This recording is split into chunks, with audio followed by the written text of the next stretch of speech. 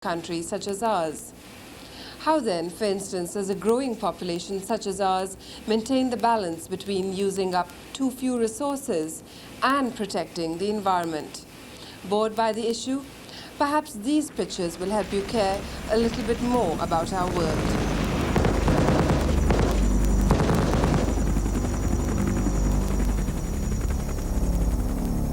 Six billion tons of carbon dioxide are deposited into the atmosphere every year.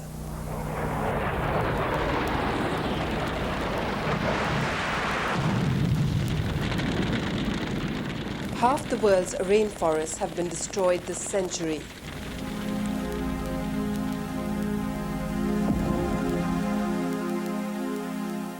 Every year, 3.2 million tons of oil are spilled into the world's ocean.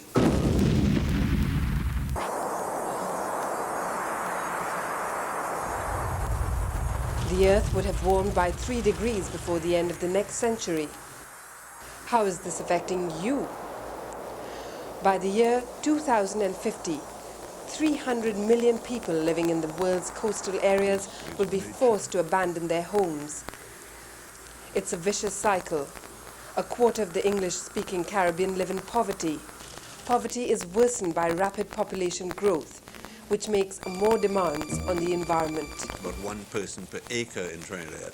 So the more people you have, the more demands on the environment, the more demands for space, for housing, for agriculture, for recreation, for cities, transport, and so on.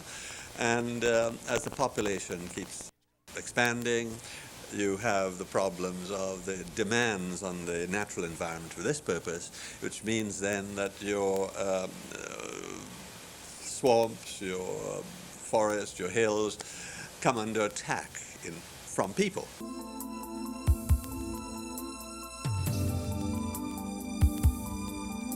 Dangerous levels of CO2 are released by burning petroleum, coal, and fuels. This diminishes the protective ozone layer, raises the temperature, bringing drought, death, skin cancer, a rising sea level. If we try to eliminate poverty and to raise people's living standards even higher, we are looking at more and more energy consumption, and this is the crux of the thing. We have far too many people consuming far too much fossil fuel, changing the climate of the planet. Like all poor nations, we have abused our environment to survive, cut down trees, destroy our swamps, and dump our waste, causing rivers to flood and children to be poisoned. The environment sustains us. We depend on it for water and food. But we must strike a balance. Like it or not, we are part of this world, and we will be destroyed along with it if we don't play our part in preserving it. Here are Mathur, TV6 News, with a special report.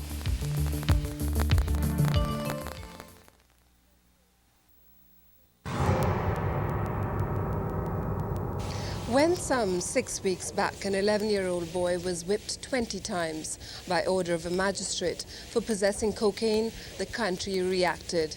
Many agreed with the measure, but most recoiled in horror. It was no long-term solution. There's no guarantee that after he received the strokes, that he would not go out and venture into this and bigger things.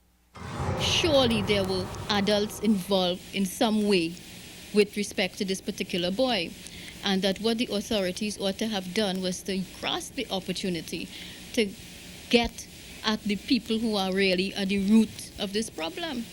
And attorney Alice York Suhan maintains that her worship, Deborah Thomas Felix, exceeded her jurisdiction.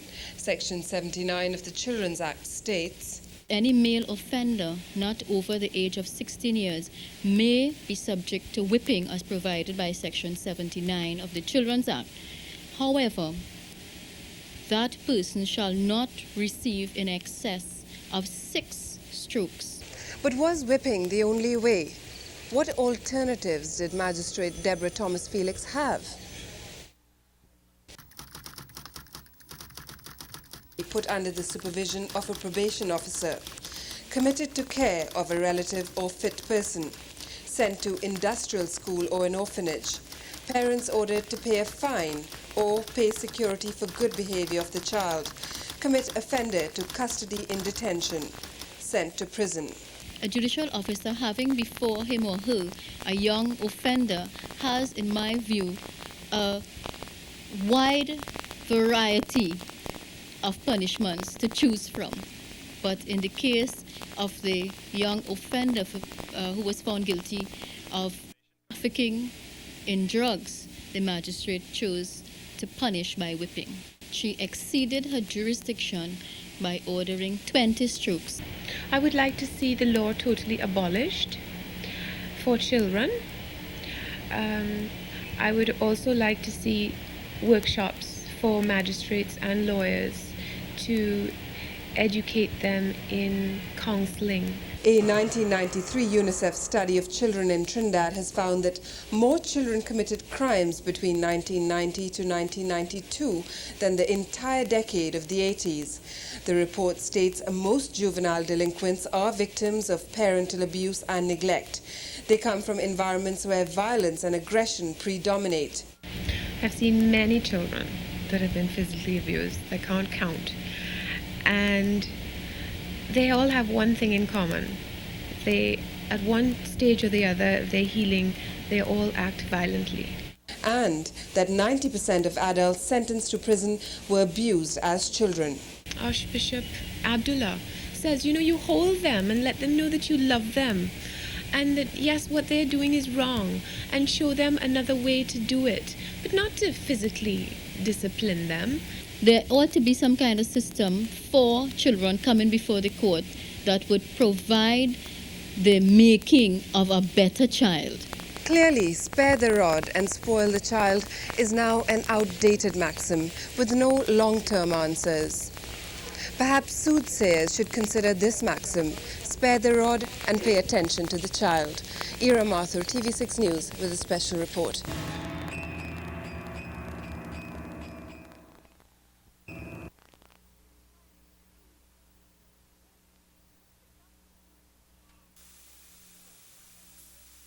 Steps are their enemies. Here are some examples.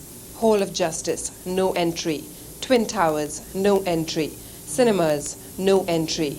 The Red House, no entry. Pavements, no entry. Fire escapes, no entry. The wheelchair faces hurdle upon hurdle upon hurdle. And most of us never think twice about being able to use our legs to climb a staircase or onto a pavement which is not at street level. But have you ever wondered what it's like to spend your life in a wheelchair? Here's the story of one man who conquered against the odds. 40-year-old Stephen Abraham got polio at the age of 3. Doctor told me with the condition I am in, because it's a matter of bones out of alignment, so the weight of my body as the years go on, the back is going to get worse. The curvature of the back. And once that happens, the kidneys and maybe the bladder, because everything comes down on it. Till the age of 16, he was protected and nurtured by the Princess Elizabeth Home for the Handicapped. But forays into the outside world were frustrating.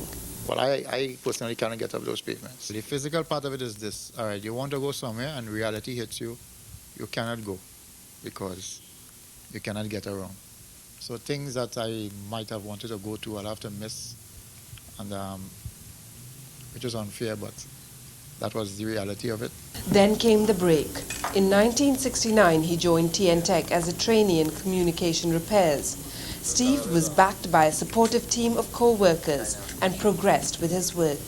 What is expected in this department is the ability to repair, and that requires intelligence and hands-on. As far as I see, Steve is capable of doing that just as any other technician here.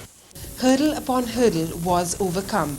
A renewed belief. And Isaiah says, the lame one will walk.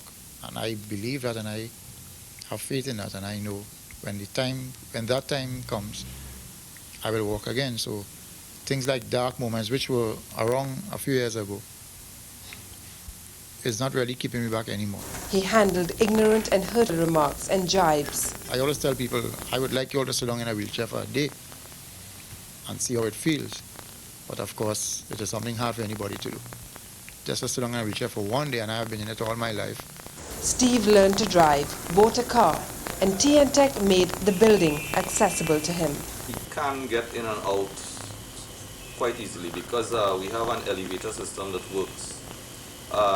We are presently working on a fire escape route inside this section here, which will facilitate him.